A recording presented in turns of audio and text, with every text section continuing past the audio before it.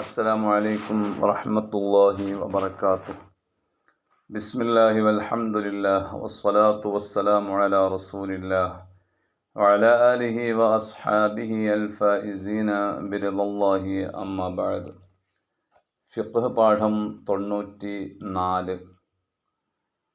പിന്തിച്ച് ജംആക്കുമ്പോൾ പ്രധാനമായും ശ്രദ്ധിക്കേണ്ട ഒന്ന് നിയ്യത്ത് തന്നെയാണ്. അതായത് ളുഹർ നിസ്കാരത്തെ അസറിൻ്റെ സമയത്തേക്ക് പിന്തിച്ച് ജംആക്കുന്നു, അതല്ലെങ്കിൽ മഗ്രിബ് നിസ്കാരത്തെ ഇശാഇൻ്റെ സമയത്തേക്ക് പിന്തിച്ച് ജംആക്കുന്നു. ഇങ്ങനെയുള്ള ആളുകൾ ജംഇനെ കരുതിയിരിക്കണം. എപ്പോഴാണ് കരുതേണ്ടത്? ഒന്നാമത്തെ നിസ്കാരത്തിൻ്റെ സമയം പ്രവേശിച്ചതിന് ശേഷമാണ് നിയ്യത്ത് ഉണ്ടാകേണ്ടത്. അപ്പോൾ ളുഹർ നിസ്കാരത്തിൻ്റെ സമയം പ്രവേശിച്ചതിന് ശേഷം അയാൾ നിയ്യത്ത് ചെയ്യണം. മഗ്രിബ് നിസ്കാരത്തിൻ്റെ സമയം പ്രവേശിച്ചതിന് ശേഷം നിയ്യത്ത് ചെയ്യണം. ഒന്നാമത്തെ നിസ്കാരത്തിൻ്റെ സമയം പ്രവേശിക്കുന്നതിന് മുമ്പ് നിയ്യത്ത് ചെയ്തതുകൊണ്ട് യാതൊരുവിധ ഫലവുമില്ല.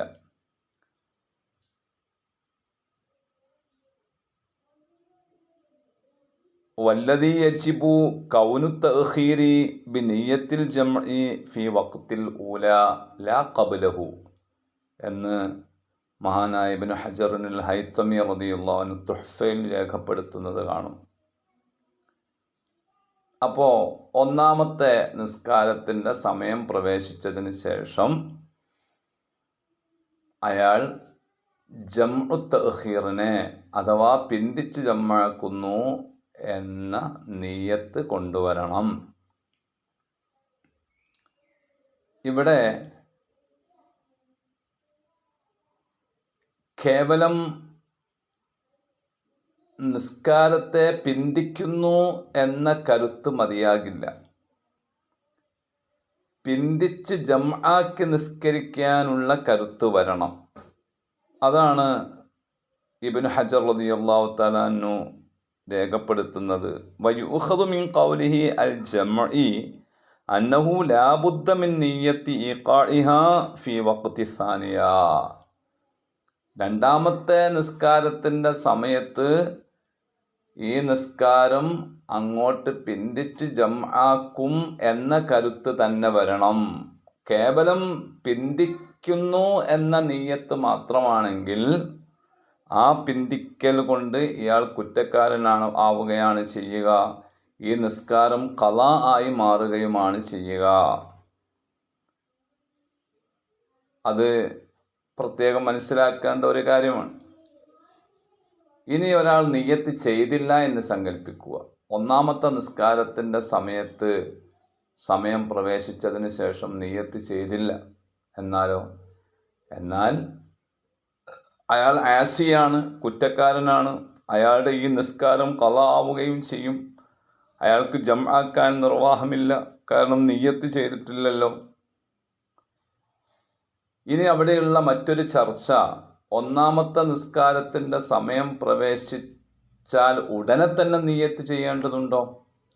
ഉടനെ തന്നെ നിയ്യത്ത് ചെയ്യണം എന്ന് ഷർത്തൊന്നുമില്ല.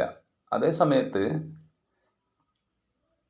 ഈ നിസ്കാരം പൂർണ്ണമായും നിർവഹിക്കാനുള്ള ഒരു സമയം നിലനിൽക്കുമ്പോഴായിരിക്കണം, അഥവാ ബാക്കി നിൽക്കുമ്പോഴായിരിക്കണം ഇയാളുടെ ജംഇൻ്റെ നിയ്യത്ത് ഉണ്ടാകേണ്ടത്. അല്ലാതിരുന്നാൽ ഈ നിയ്യത്ത് പരിഗണിക്കപ്പെടാതെ പോകും. ഉദാഹരണം പറഞ്ഞാൽ, ളുഹർ നിസ്കാരത്തെ അസ്റിലേക്ക് പിന്തിച്ച് ജംആക്കുകയാണ്. പക്ഷെ അദ്ദേഹം നിയ്യത്ത് വെച്ചത് എപ്പോഴാണെന്നറിയോ? ളുഹർ നിസ്കാരം പൂർണ്ണമായും നിർവഹിക്കാനുള്ള സമയം ബാക്കി നിൽക്കാത്ത സന്ദർഭത്തിലാണ്. അപ്പോൾ പിന്നെ ആ നിയ്യത്ത് പരിഗണിക്കപ്പെടുകയില്ല.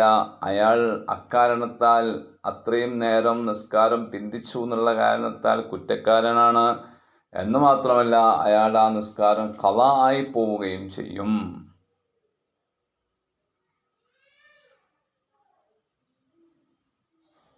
അവിടെ ഈ നിസ്കാരം ഇദ്ദേഹം ഖസ്റാക്കി നിസ്കരിക്കാനാണ് ഉദ്ദേശിച്ചതെങ്കിലോ, എന്നാൽ ഖസ്റാക്കി നിസ്കരിക്കാനുള്ള ഒരു സമയം നിലനിൽക്കുമ്പോഴായിരിക്കണം നിയ്യത്തുണ്ടാകേണ്ടത്. അക്കാര്യവും പ്രത്യേകം ശ്രദ്ധിക്കപ്പെടേണ്ടതാണ്. ഇനി മറ്റൊരു ചർച്ച,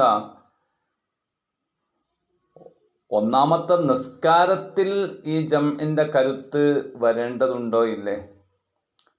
ഒന്നാമത്തെ നിസ്കാരത്തിൽ ജംഇൻ്റെ കരുത്ത് വരേണ്ടതുണ്ടോ ഇല്ലേ?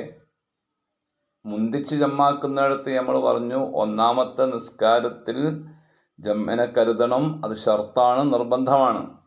എന്നാൽ പിന്തിച്ച് ജമ്മാക്കുന്നിടത്ത് ഒന്നാമത്തെ നിസ്കാരത്തിൽ ജംഇനെ കരുതൽ ഷർത്തില്ല, നിർബന്ധമില്ല, പക്ഷെ അത് സുന്നത്താണ്. ആ സുന്നത്ത് നമ്മൾ എടുക്കണം. അതേസമയം ഒന്നാമത്തെ നിസ്കാരത്തിൻ്റെ സമയം കടന്നതിന് ശേഷം നിയ്യത്ത് വെക്കാതെ ഒന്നാമത്തെ നിസ്കാരത്തിൽ നിയ്യത്ത് വെച്ചതുകൊണ്ട് ഫലമുണ്ടാകില്ല എന്നുകൂടി മനസ്സിലാക്കണം. കാര്യങ്ങളൊക്കെ കൃത്യമായി മനസ്സിലാക്കി നമുക്ക് ആവശ്യം വരുമ്പോൾ ഉപയോഗപ്പെടുത്താൻ അള്ളാഹു തൗഫീഖ് നൽകുമാറാവട്ടെ. ആമീൻ. അസ്സലാമു അലൈക്കും.